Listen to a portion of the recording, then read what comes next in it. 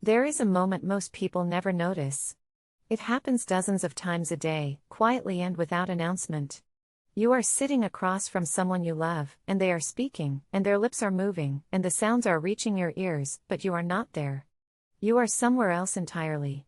You are replaying a conversation from 3 days ago, or rehearsing an argument that may never happen, or calculating what you need to do tomorrow morning, or wondering what that look someone gave you at work actually meant. Your body is in the room. But you, the part of you that is actually alive, has gone somewhere else. And here is the devastating part: this is not the exception for most people. This is the default. This is how the majority of human life is actually spent. Researchers who study the wandering mind have found something that should stop all of us cold. In a landmark study tracking thousands of people across their daily lives, scientists discovered that human beings spend roughly 47% of their waking hours thinking about something other than what they are currently doing.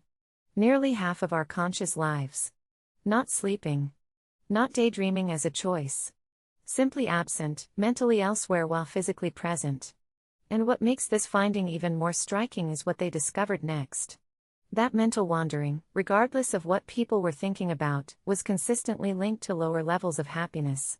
It was not what the mind was wandering to that caused the unhappiness. It was the wandering itself. The departure from now. The abandonment of the present moment. We have built an entire civilization that rewards this kind of absence. We celebrate the person who is always planning, always strategizing, always 5 steps ahead. We hand prizes to the people who can hold the most complexity in their minds, who can anticipate every variable, who never seem to simply sit and be. And somewhere in that celebration, we forgot something essential. We forgot that life is not a planning exercise. Life is not a rehearsal for a better version that arrives later. Life is what is happening in your body, in this room, in this exact moment, and if your mind is always somewhere else, you are not actually living. You are managing a simulation of living while the real thing slips past unnoticed. There is a term for what many people have unconsciously become, and it captures the experience with uncomfortable precision. The floating head. Someone who exists almost entirely inside their thoughts, disconnected from their physical body, from sensory experience, from the texture of being alive. A floating head moves through the world collecting data, processing inputs, generating interpretations and analyses and predictions, but never actually landing. Never actually touching down into the raw experience of being a creature with a body, with senses, with a nervous system that is speaking to them constantly in a language they have forgotten how to hear. You can recognize a floating head by what they miss. They miss the way the light changes in the late afternoon when it goes gold and horizontal and everything it touches looks like it is being seen for the last time. They miss the specific way the person they love laughs when something genuinely surprises them, that unguarded, unperformed version of laughter that only surfaces in unscripted moments. They miss the taste of their food because they are eating while reading, or eating while watching something, or eating while having an argument in their head with someone who is not even present. They are technically experiencing their life. But the experience is landing on the surface and sliding off, like water on glass, because there is no one home to receive it. What makes this particularly complex is that overthinking is rarely recognized for what it actually is. We tend to treat it as a productivity issue, or a stress management problem, or simply an unfortunate personality trait. But when you look more closely at the pattern, particularly in people who are highly intelligent or emotionally perceptive, what you begin to see is something else entirely. Overthinking is often a strategy. It is a sophisticated, intellectually elegant strategy for avoiding emotional experience. Because if your mind is always busy, always analyzing, always narrating, always constructing meaning, it never has to stop long enough to feel what is actually happening in your body. And for many people, what is happening in their body is something they would rather not feel. This is why you can encounter people who are extraordinarily articulate about their own psychology.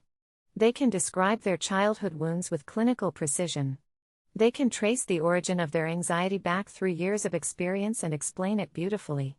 They have read the books and done the courses and understand the frameworks. And yet something is still not working. Something still feels hollow or restless or unresolved. And the reason, more often than not, is that understanding something intellectually and actually processing it through your body are two entirely different events. The mind can narrate trauma indefinitely without ever releasing it. The body is where the actual work happens, and the floating head never comes home long enough to do it. So how do you come back? How do you actually return to yourself, to your life, to the physical reality that is unfolding whether you are present for it or not? There are 5 practices that genuinely work, not because they are complicated, but because they interrupt the pattern at the level where the pattern actually lives. The first is to interrupt thought with sensation. This is the most immediate tool available to you, and it works because thought and sensation cannot fully occupy the same space at the same time. When you notice your mind has begun to spiral, when you catch yourself 3 layers deep in a story about something that may never happen, do not try to think your way out of it. Do not argue with the thoughts or analyze where they came from or tell yourself to stop. Instead, pivot immediately to physical sensation. Ask yourself a single question: what can I physically feel right now? Notice the temperature of the air where it contacts your skin.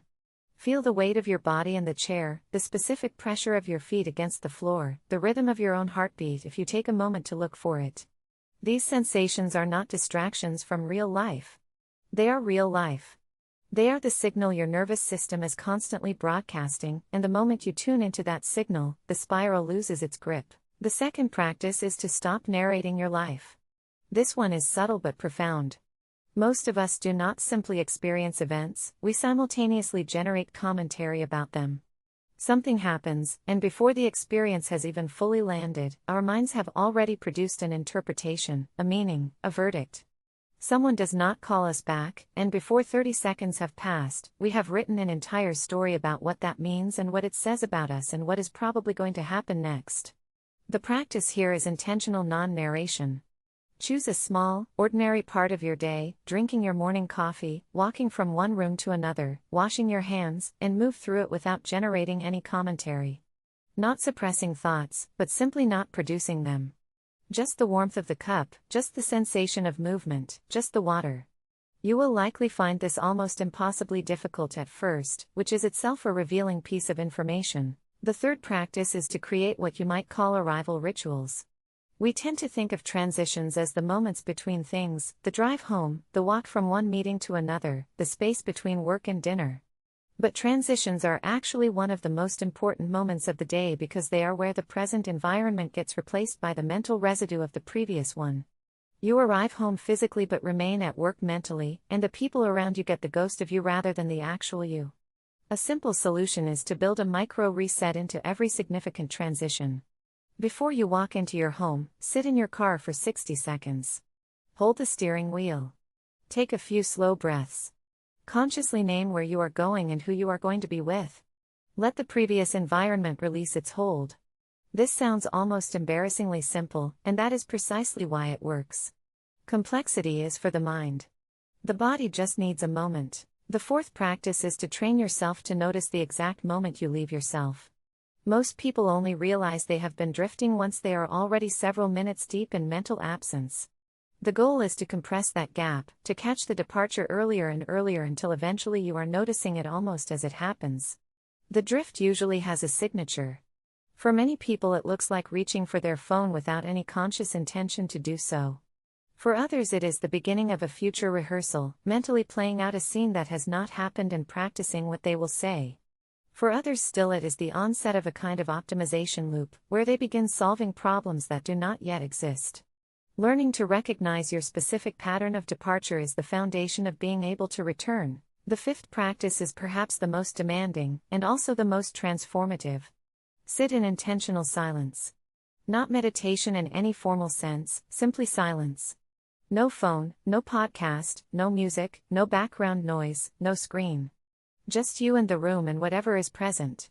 Modern life has engineered an environment of constant sensory input, and the effect on the nervous system is something like what happens to a body that never sleeps. There is no opportunity for integration, for settling, for the quieter signals of experience to surface. When you first begin sitting in silence, it is uncomfortable in a way that is almost visceral. The mind produces an urgent need to reach for stimulation. But if you stay with it, even for 10 minutes, even imperfectly, something begins to shift. The appetite for constant input gradually softens. And reality, with all its ordinary texture and detail, begins to feel unexpectedly vivid and rich in a way it has not felt since childhood. Here is what connects all 5 of these practices. They are not asking you to stop thinking. They are not suggesting that the mind is the enemy or that analysis has no value. What they are pointing toward is a relationship with the present moment that is primary rather than secondary, a way of being in which experience comes first and interpretation follows, rather than interpretation running so far ahead that experience never has a chance to arrive at all. Because here is what is true, and what tends to land differently when you actually let it reach you rather than simply processing it as information. Every moment you spend living inside a past that cannot be changed or a future that has not arrived is a moment borrowed from the only life that is actually real, the one unfolding right now, in your body, in this room, in the unrepeatable particular texture of today. The people around you will not always be there. The seasons will change before you notice them. The version of yourself that exists right now, with these specific worries and these specific longings and this specific face in the mirror, will not exist again. One of the most sobering thoughts a person can sit with is this: the greatest tragedy would not be a life cut short. It would be a life lived at full length, in full health, with every advantage, and never actually inhabited. To arrive at the end having collected all the experiences without ever actually being present for them. To have been a ghost in your own story. Your life is not a dress rehearsal. It is not something that begins once the current set of problems resolves or once you figure out the thing you have been trying to figure out. It is happening right now. In the breath you just took. In the weight of your hands in your lap. In the light falling through whatever window is near you. In the small, irreplaceable fact of being alive in this particular moment on this particular day. Come back to it. It has been waiting.